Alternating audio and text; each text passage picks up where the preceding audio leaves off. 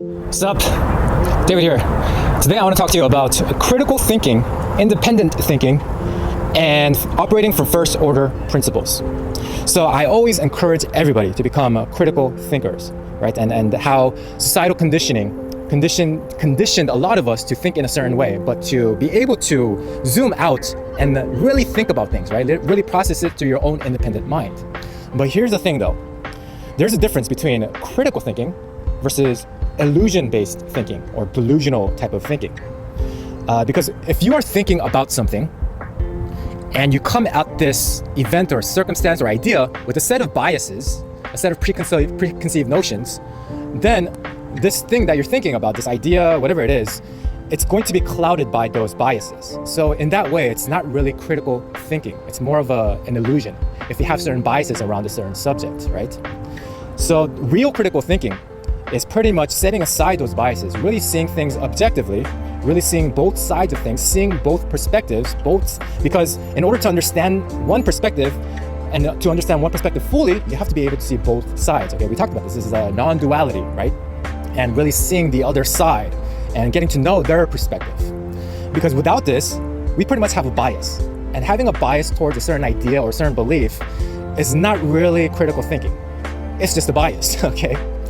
And to give you some examples of this, is say that you come into, you come into an idea or subject with a bias towards favoring one side.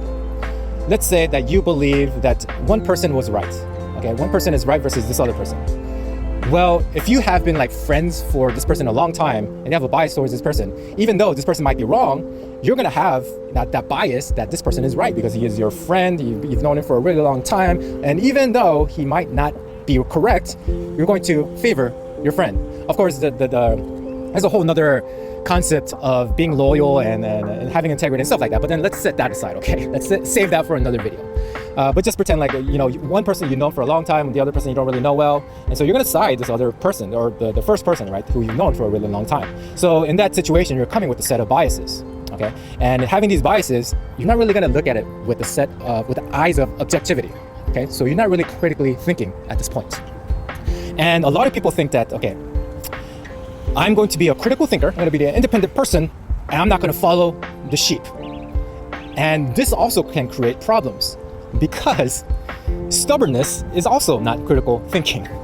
Because a lot of things in society is actually good for us. That's why societal conditioning is so confusing, because a lot of things in society is good for us, just that some things can be bad, right?